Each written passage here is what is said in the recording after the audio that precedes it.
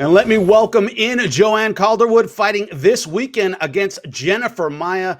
My first question for you is, originally supposed to take on Valentina Shevchenko. This is the only sport where you can be headed for the biggest game of your life, and then suddenly it's gone. It's taken away from you. Talk us through those emotions. What was that like? Was it disappointing? Is it part of the game? How did that feel? Yeah, there was a lot of emotions that came in to play, but for MMA, you have to be ready and be ready to adapt for everything. So for me, yeah, it was disappointing and upsetting and lots of emotions. But at the end of the day, I had made that decision. Okay, well, this is the second time it's happened, so I really need to get back into the ring and get some ring rust off of me and get back and get this fight inside me out, and then I'll be ready to for the next opportunity, which will hopefully still be the championship belt. When they offered you Jennifer Maia, it's a situation a lot of UFC fighters are in. Wait for the title shot or take a fight in the meantime, which is risky and dangerous, can knock you right off that ladder. As you said, was it an immediate, I have to fight, I don't care who it is? Was there a risk versus reward thought going in there? Tell us about that thought process.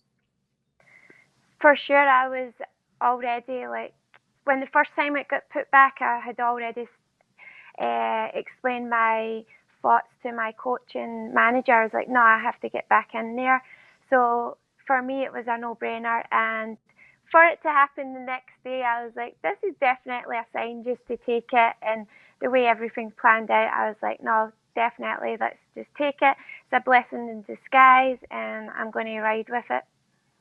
Now, Jennifer Maia as an opponent from Curitiba, Brazil, you know what that means. A shootbox camp, very, very aggressive stand-up striker, nice Muay Thai. Your background in kickboxing as well. Are we looking forward to a stand-up fight in the octagon? Yes, and I always say this, and then they end up trying to take me down or something like that. So, but yeah, I'm very, very excited for this fight. I've been watching lots of tape on her, and I definitely think me and her are going to have a great fight. And I love her style, and I feel like our styles matching up together is going to make an exciting fight. Now, is that one of those things where you say, fighters tend to stand up with me and then they realize they should probably go to the ground with me? What do you think that decision comes from? Do you hit harder than they realize? You're more aggressive than they realize? What is that switch, you think, during fights? I think because I can mix things up a lot. I'm not just straight boxer, or I use my 8 limbs. I'm very creative with them, so I feel like that. And at the end of the day, this is MMA. It's not a stand-up, a Muay Thai fight. So a lot of the times is we have to play that chess game of we have to win the round, or I could be losing, so let's just seal the round. So there's a lot of things that kind of play into that actually happening.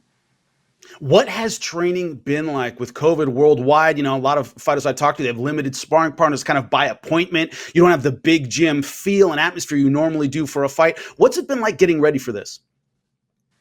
It's been crazy. I'm kind of glad that it's just been 2 weeks, because I'm kind of like squeeze everything into the past week and a half, and it's been great. I've not had the whole 8 weeks of trying to organize a fight camp, and I've still been training. Luckily, when this pandemic has happened, I've still had access to the gym. I'm engaged to my coach, so whether it's in the gym or in the living room, we've still been training. So I'm very grateful for that. But also, I feel like that's played a part to me actually wanting to get back in and fight. I just have this anger and this frustration for everyone out there in these tough times, and I just want to go out there and just let go, basically. Every fighter says it's one fight at a time. I'm not looking forward to anybody else. My next opponent is the one in front of me right now. Is there anything in the back of your head about sending a message to the champ Shevchenko that you're ready to go, having the big finish, having the impressive performance that will send a message not just to the champ, but to the fans that you should be next? Yeah, I just want to show that for me, the goal was to set off and fight the best, and that's why UFC appealed to me, because they've got the best girls in my division, and there's no ducking and diving. You're there and you get to fight And I feel like for me, fighting Jennifer, she's number 6. If I can't beat her, then why am I in the spot of being next for the title? And for me, it's the challenge of getting that done Saturday night, and I'm just looking forward to that opportunity to prove to myself before anyone else, you know, Valentina and all the fans that are saying why am I taking this fight? You know, for me, it's smart for me to get more ring time than staying out and having this killer instinct that I can't get out for a year and a half, and just me going crazy in the gym when I can go out there and perform and still stay relevant to earning that respect from these guys. Joanne, thank you so much. Really looking forward to seeing that killer instinct this weekend. Best of luck to you. Thank you so much. Thank you for watching ESPN on YouTube. For live streaming sports and premium content, subscribe to ESPN+.